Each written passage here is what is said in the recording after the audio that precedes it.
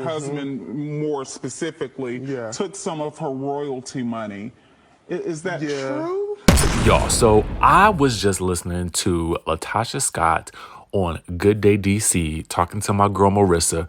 I almost wish I had done Good Day DC that day instead of the day before, because baby, I would have had some questions. But Marissa did a real good job of asking Latasha, is this true that your husband stole money from Tamika as was alleged on the show? And of course, Latasha says no, right? Of course she would. But basically, one of the other things is, and I'm going to read you the caption from the Kandi Burruss fan page that says, Tasha indicates Tamika has, quote, issues, and she, quote, lashes out. All right. Now, these issues that Latasha are talking about seem to stem from their father leaving. And ever since their father left, Latasha said her sister has had issues and lashes out. And that basically, whenever they try to talk about things, they amount to nothing. That when my father left, my sisters had issues with, with things in life. And so we've always tried to keep that to the side. Whenever she's confronted with anything, it's always this, and that, and it has nothing to do with anything. So the insinuation appears to be that the way she's talking about it makes it feel, okay, this is how I feel, my interpretation is that she's almost trying to say that she has some sort of issues going on, like mentally. That's my interpretation of it, okay, based on what she said in the interview. And I don't know if I really like that. You know what I'm saying? I don't like that at all, because I feel like that takes things to a completely different level. Now, granted, the levels are already high, okay? There's been accusations of theft of $30,000, for which also Tamika alleges that she had to pay taxes on, so that would be about $12,000. So again, I say, imagine you out of $30,000 but got to pay $12,000. Ooh, I would be mad. But anyway, so she goes on to talk about all of these things. But the crazy thing about it was she talks about how her sister just lashes out, unprovoked. And I'm thinking to myself, now, it sure didn't seem to matter that she was, quote, lashing out when she was talking about Kandi allegedly sleeping with the people from So Def. Now, it was nothing wrong with that then. I mean, there was nothing that you was saying then, because at that point, it benefited you. And so Tasha also goes on to talk about in this interview about how she is leaning towards and open towards to a conversation about touring. Okay, but she wanted to make sure that the business was handled correctly. But like the Kandi Burruss fan page commented, it's like, but wait, didn't y'all try to meet to handle this business, but you had to go pray about it and you had to go talk to your man or something like that? I don't really remember, but I do remember the man whispering in her ear, whispering sweet nothings in her ear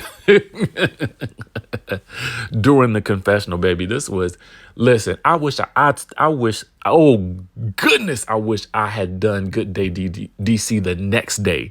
Because I remember them telling me she was going to be there the following day. And I was like, ooh, I could not have been there that day. But anyway, so we needed to talk about that real quick, because I feel like this situation is getting crazier. And in a clip from, I believe, is an Amazon Live that Kandi did, that's also on the Kandi Burruss fan page, Kandi indicates that there is yet another money scandal that is coming up in the next few episodes. Oh yes, another money scandal that involves the entire group. So we are in for a wild ride. Can y'all believe we only have 4 more episodes to go of this show? I think it's a travesty. I think it's a crime, baby. I think it's a crime. And can you imagine what a reunion would look like for this show? Oh my God, it would be off the chain. It would be off the hook. I don't even know what we would do. I don't even know what they would do. Would they even be able to ever tour again after this? Listen, I'm going to tell y'all my interpretation of Latasha. It feels to me like Latasha, like I said before, is unaware of the clear disparity in how her mother seems to treat her and how her mother seems to treat her sister, likely because it seems to benefit Latasha. I am basing this only from what we've seen on the television screen and what Latasha and Tamika have said in their confessionals and what Tamika told us in her YouTube video. And if you haven't seen that video, baby, go watch it. She airs it all out, okay? Including unseen footage. Well, she doesn't play the unseen footage, but she talks about it. The other thing is this. It also appears to me that Latasha seems to want to present a very sort of godly image, because she talks a lot about, we're going to pray about it. You know, the Lord going to fix it. I got to pray about this and that. And I get it, because it really does line up with the fact that she is releasing gospel flavored music. But at the end of the day, I mean, it almost feels like it feels like, girl, I don't know if we are buying the God in, in all of it. We believe in God, but the thing about it is, it don't really feel like you acting in a godly manner. Okay, it sounds like you talking about the word, but it don't seem like what you are living seems to be in line with it based on what we see on the TV screen. Okay, but that again is up to interpretation. Y'all let me know how y'all are interpreting it in the comment section down below. Because she seemed like she could talk around a couple of things. And y'all, we done seen people talk around things like Phaedra. You know, Phaedra can talk around something. Karen Huger can also talk herself out of some things. But Latasha be talking around some things, and I don't be believing it. But anyway, I digress. Let's talk about Evelyn Lozada. Baby, how is it that the episode just started airing of Evelyn's new show, Queen's Court, okay? And the day that the episodes come out, we learn that the woman is engaged. Oh, yes. Oh, yes, she is engaged to a man named Lavon Lewis, who she actually met on Peacock's Queen's Court. Now, this is what People is exclusively revealing. Now, Lewis is 42. He popped the question on Evelyn's birthday back in December at a small gathering with friends and family in Los Angeles. And ain't it amazing now that's a real group of friends and family, because ain't nobody leaked this information. These are some real ride or dies, because you know some people be trying to sell that information to the highest bidder. You got to keep you some real ones around you, baby. And so apparently this man is a marketing firm co-founder, so I would assume he got the coin. And he says the thing about Evelyn is it's very hard to surprise her. He says, I told her to pack her bags. We're going somewhere, and she was blindfolded until she got to the front door. She walked into about 20 close friends and family in the big marry me letters, roses on the ground and things like that. Now, apparently the proposal included a custom not a wedding cake, but a custom cake with butterflies. One side said happy birthday, and the other side said she said yes.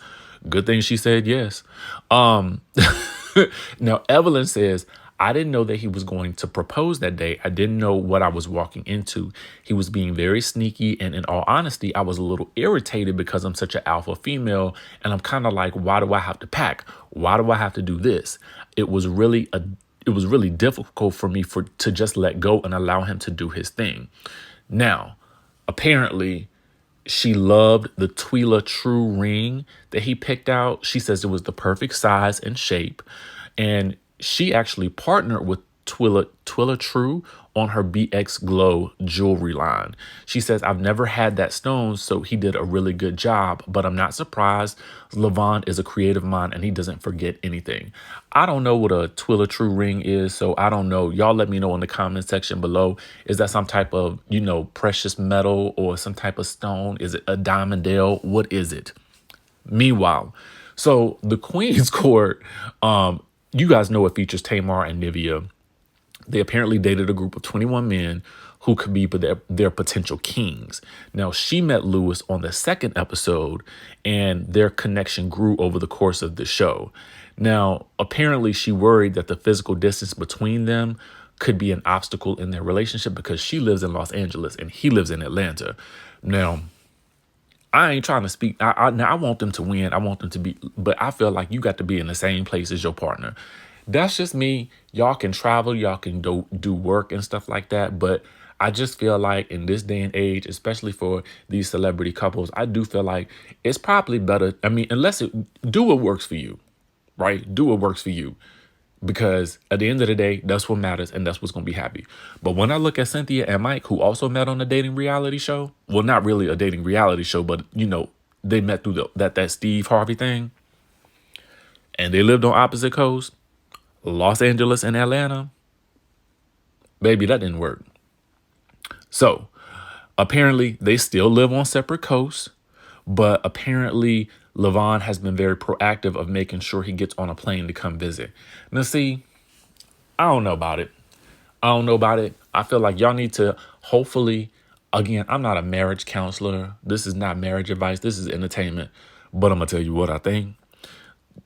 Figure out a way to meet in the middle and make that thing work. Whether, I don't know how it's going to work. Listen, if he the co-founder and hopefully he got some people working up under him, move on over to Los Angeles, or she need to move on over to Atlanta. Because, I mean, truthfully speaking, I mean, I guess she got a kid. He probably in school. She don't want to move the kid out of school. So does he have any kids? Would he need, look, I got questions.